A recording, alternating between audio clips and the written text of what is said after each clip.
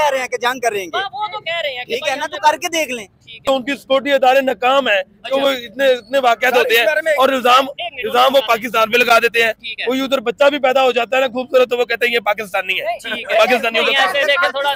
मेरी बात चीज है, गिलगित बल्तिस्तान लेना चाहते हैं, तो कह रहे हैं इस दफा कश्मीर ले लेंगे। ठीक है, तो आके देखें ना, आ जाए जरा। लेकिन उनकी इकॉनमी, हमारी इकॉनमी को छोड़े यार, इकॉनमी जज्बे के साथ नहीं जीती जाती, जज्बा हम लोगों में। आज भी इंडिया का जो MiG-21 है, जो आसमानी कब्रिस्तान उसे कहते हैं, सबूत कहते हैं, वो अपने आप गिरा है। इन्होंने जंग क्या लड़नी है, ये गोबर आ रही है और ये बख्शी ये सब गीदड़ बखिया मार रहे हैं। हमने एयर स्पेस बंद किया, उन्होंने जो उनसे पानी बंद कर दिया, हमारी फसलों का कितना नुकसान होगा। बंद नहीं हो सकता इस वजह से कि इसके लिए उन्हें 10 साल चाहिए, फिर भी करते हैं। कोई पानी बंद करते हैं तो इंशाल्लाह हमारे मिसाइल इनके तमाम डैमों को तबाह बर्बाद करके, ये जो पानी समेट के रखा हुआ है इन्होंने, हो चुकी है LOC पे फायरिंग हो चुकी है और पाकिस्तान की तरफ शेलिंग हो रही है और इंडिया की तरफ शेलिंग हो रही है। पाकिस्तान का ये इंसान है जो कि भारत के बारे में इस तरह की अपशब्दों का इस्तेमाल करता है, इस तरह से भारत को टारगेट करता है। दोस्तों, जब आप इसकी बातों को सुनोगे तो काफी ज्यादा आपको मतलब एक तरह से आपका खून गर्म हो जाएगा। आइए दोस्तों, सबसे पहले इस बंदे की बात सुन लेते हैं, इसके बाद में इसको बढ़िया से देते हैं। बढ़ते हैं दोस्तों वीडियो की तरफ। आपको लगता है ये लॉजिकल बात है कि भाई कोई अपने लोगों को मरवा देगा, वो भी 25-30 लोगों को मरवा देगा, अपना ही इमेज खराब कर देगा कि भाई जाहिर बात है अब ये वाकये के बाद कश्मीर में कोई टूरिज्म के लिए इतनी जल्दी तो नहीं जाएगा, तो कोई अपना नुकसान सिर्फ इसलिए कर देगा किसी दूसरे का इमेज तबाह बर्बाद करने के लिए किसी भी हद तक जा सकते हैं। अच्छा, किसी भी हद तक जा सकते हैं ये लोग। ठीक है, लेकिन अभी जंग का जो माहौल है इस पे क्या कहना चाहेंगे? मैं कहना चाहूंगा ये वाकया कश्मीर अगर किया भी है तो कश्मीरी मुजाहिदीन ने किया है। अगर ये कहते हैं पाकिस्तान का इससे कोई लेना देना नहीं, लेकिन जो इन जो कॉन्सिक्वेंसेस बदला लेंगे मैं कहता हूँ मोस्ट वेलकम। मैं तो बड़ी देर से कह रहा हूँ कि ये हमारे जो है ना असली दुश्मन है। अच्छा, इंडिया एक असली दुश्मन है पाकिस्तान का। अब ये पाकिस्तान का पानी बंद कर रहे हैं, ये पाकिस्तान का जो है ना वो कह रहे हैं कि जी हम वो अपना कराची की बंदरगाह को बंद करेंगे, ये करेंगे, करके दिखाएं। मैं इनके जो नहीं, उन्होंने तो अनाउंस कर दिया पानी बंद करने की बात कर रहे हैं, वो कहते हैं हम जंग करने लगे हैं। हम तैयार हैं, पाकिस्तानी कौम तैयार है और हम कहते, मैं तो बड़े अरसे से कह रहा हूँ कि जहाज इंडिया होना चाहिए, जहाज फीसबिल होना चाहिए। जिस तरह हमने वो रशिया के खिलाफ जहाज किया था और रशिया को तबाह बर्बाद कर दिया था, इंडिया के खिलाफ होना चाहिए और शिमला मुआहदा मुअत्तल होना चाहिए।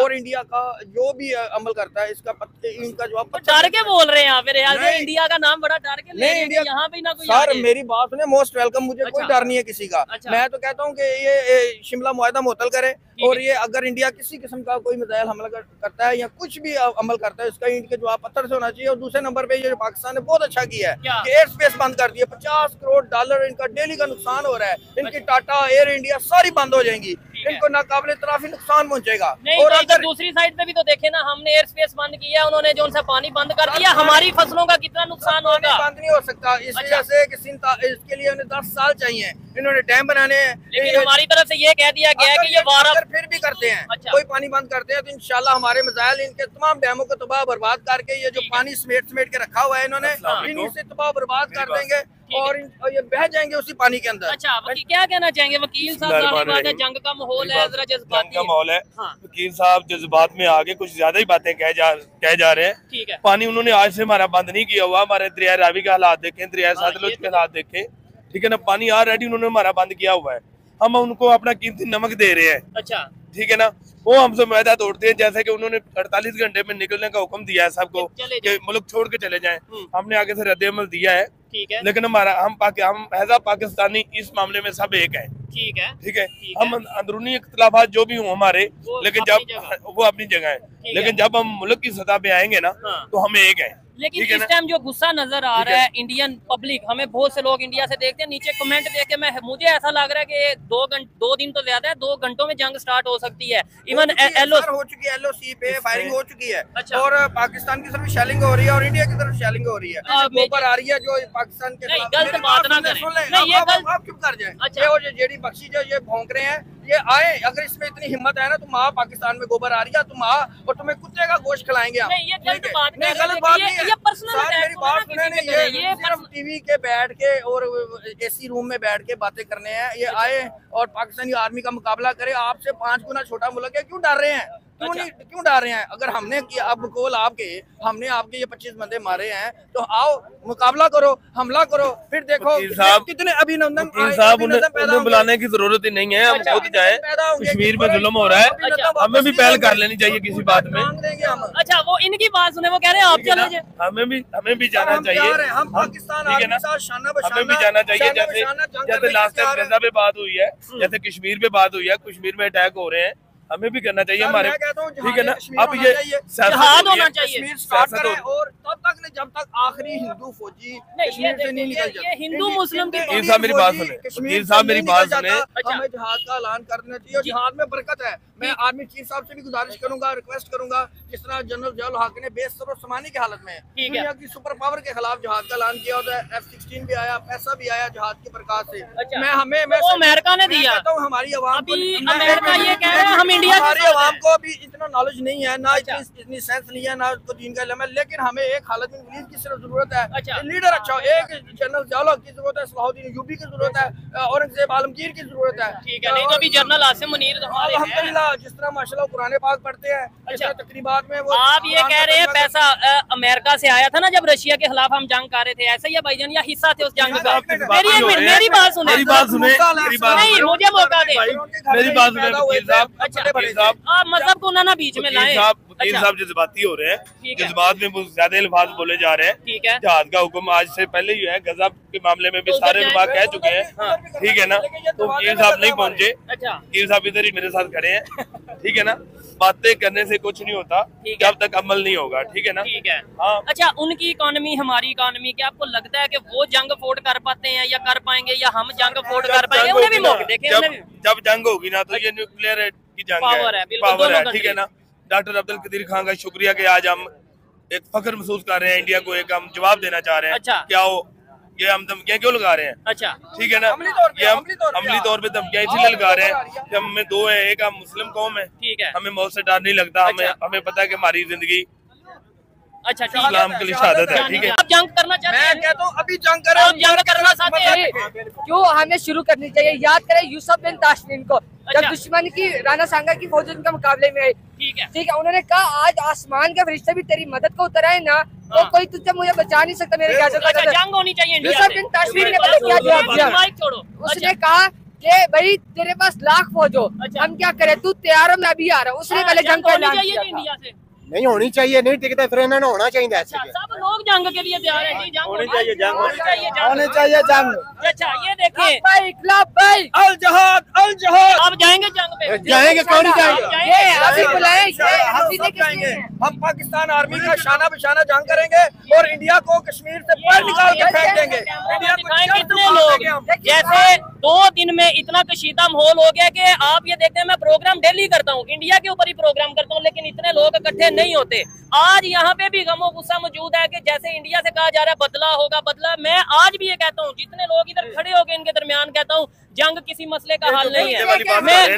जो बदले वाली बात कर रहे हैं ना, खुद कह रहे हैं कि जंग करेंगे, वो तो कह रहे हैं, ठीक है ना, तो करके देख लें। ठीक है, ठीक है, मजाक अगर पीछे हटे ना, हम मुसलमान ही नहीं, ठीक है, पीछे नहीं हटेंगे, करके देखो। एक मौका परस्ती इंडिया तलाश कर रहा है। इंडिया में वाकया जो हुआ है ये उनकी नहीं, मैं बताता हूँ, मेरी बात सुने वकील साहब, खामोश हो जाए, वकील साहब खामोशी से सुने। 1 साल सफर करें, जो वाकया हुआ है ना, आपस में तो ना, हम खुद हम उस वाकये की मजम्मत करते हैं, नहीं होना चाहिए ऐसा वाकया, नहीं होना चाहिए। लेकिन इसमें देखें इंडियन अदारों की कमजोरी है कि उनकी सिक्योरिटी अदारे नाकाम है, तो वो इतने वाकयात होते हैं और इल्जाम वो पाकिस्तान पे लगा देते हैं। कोई उधर बच्चा भी पैदा हो जाता है ना खूबसूरत, तो वो कहते हैं ये पाकिस्तानी है, पाकिस्तानियों का।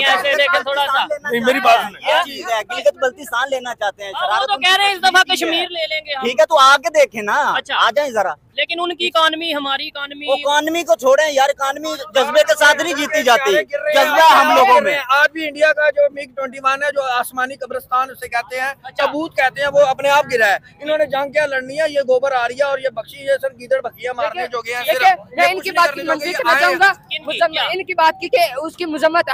तो दोस्तों देखा आपने किस तरह से ये बंदा, देखिए मैंने इसके बहुत सारे वीडियोस देखे हैं। ये बंदा क्या है कि ये पाकिस्तान में लॉयर है, अब पता नहीं ये कौन सा लॉयर है, खुद को एडवोकेट कहता है, मुझे नहीं समझ में आता। इसके अंदर में 1% भी एडवोकेट का जो लक्षण होता है वो नहीं। ये हमेशा आता है भारत के सिस्टम के बारे में, भारत के डेमोक्रेसी के बारे में, भारत के हिंदुओं के बारे में। यहाँ तक ये भी नहीं रुकता है, ये भारत के हिंदुओं के अंदर में जो एक वर्ण व्यवस्था है उसके बारे में भी ये बात करता है। और आपने देखा है ये किस तरह से इस वीडियो में भी भारत को टारगेट कर रहा है, किस तरह से भारत को अपमान कर रहा है। और शोएब चौधरी के चैनल पे ही ये अक्सर आता है हमेशा। इससे पहले भी बहुत सारे वीडियोस मैंने इसके देखे हैं, उस पर मैंने रिएक्शन वीडियो भी बनाए हैं, लेकिन ये बंदा सुधरने का नाम नहीं लेता है। सच बताऊं दोस्तों, जब मैं इसकी बातें सुन रहा था तो मेरे शरीर के अंदर में एक खलबली मच रही थी।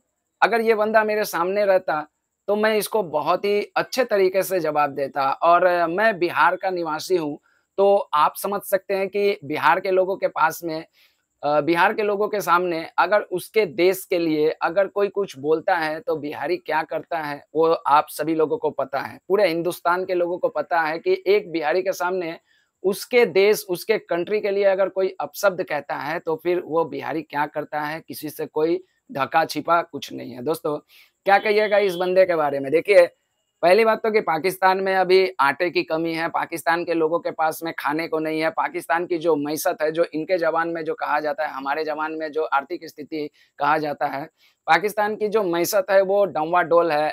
वहाँ के लोगों को रोजगार नहीं मिल रहा है, वहाँ के लोगों के पास में पैसे नहीं है। लेकिन अगर भारत से जंग की बात की जाए तो हर पाकिस्तानी आकर एक ही कहता है कि हम भारत को मुंहतोड़ जवाब दे देंगे।